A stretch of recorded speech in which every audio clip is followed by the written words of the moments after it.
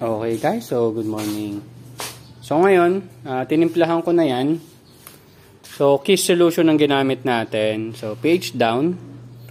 Dalawang ganito kalaking injection. Siguro 10 ml to. Mga 10 ml siguro to. Hindi ko lang sure. Yan. Dalawang ganyan dyan. Pero approximately sa palagay ko mga 40 liters yan. Yung nakalagay dyan. So kung titignan yung tubig, styro. Punong-puno. Ayan o. Punong-puno. Punong-puno yung level na yan. Kasi nga, ang pinoproblema ko kung tatama ba yung foam natin dun sa tubig. Pero pag ganito kasi kapuno, okay na yan. So, yung yan, dalawang ganito. Kasi nung nakaraan, di ba ang nilagay ko 3 at sobra nasa 4.5 yata yung pH level. So, gumamit pa tayo ng pH up para dun sa dalawang yon. Ang napansin ko naman sa pH up, hindi siya katulad ng pH down na biglang talagang bumabagsak kaagad yung pH level. Yung pH up, medyo may several minutes siguro. Kailangan mo pa siyang antayin ng ilang minutes bago talaga siya mag-kick in. Kasi, pag nilagyan mo siya ng pH up, tapos inantay mo tumama yung pH level mo, after several minutes, sabihin natin after 30 minutes, biglang mag-spike up yun ng mabilis. Medyo yung effect ng pH up, hindi kasing bilis ng pH down. Yun lang yung napansin ko nun. So, tas dito naman sa ating Kiss solution sa A and B, mga 2.5 nito. So, approximately mga 80 ml. Yan. Kasi isang ganito nasa 30 ml. Tapos 2.5 nito. So, sabihin mong 75. Pero sabihin mo na 80 ml yung nilagay natin dyan. Kasi nasa 40 liters yan. So, hindi ko pa nakukuha kung ano talaga yung reading. Pero tingnan natin ngayon. Kung sablay ako. So, pH level muna.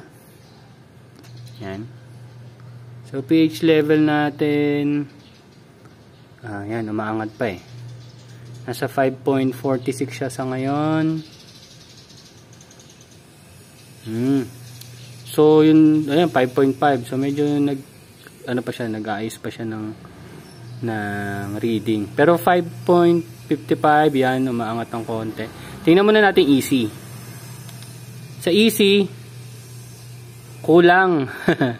Kulang pa lang yung 2.5. Kasi yung target natin sa EC, mga 1,400. Ngayon, nasa 1,222. So, kung i-convert natin, meron tayong approximately 200 EC. So, kulang pa to. Gusto ko mga 1,400 yung reading.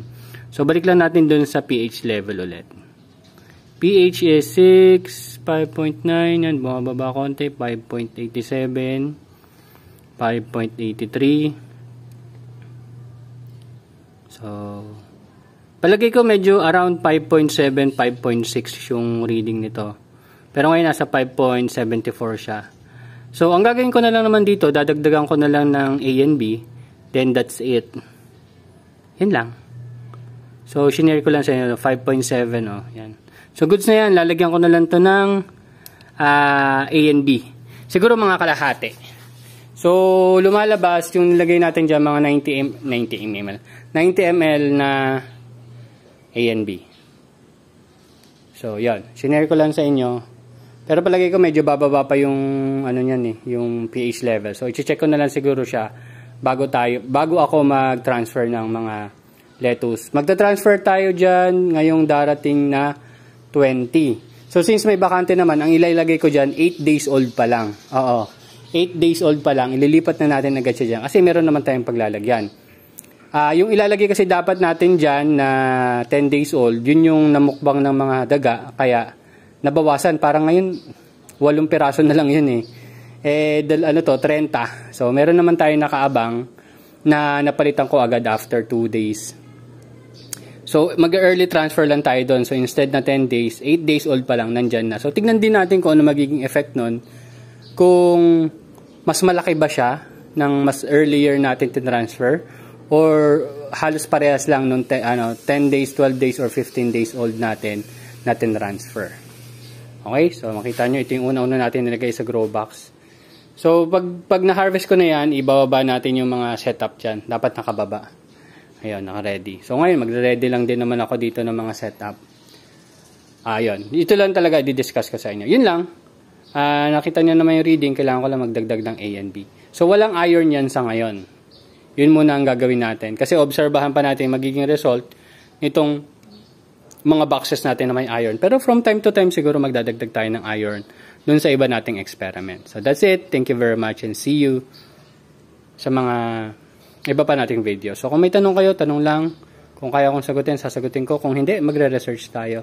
That's it. Bye-bye.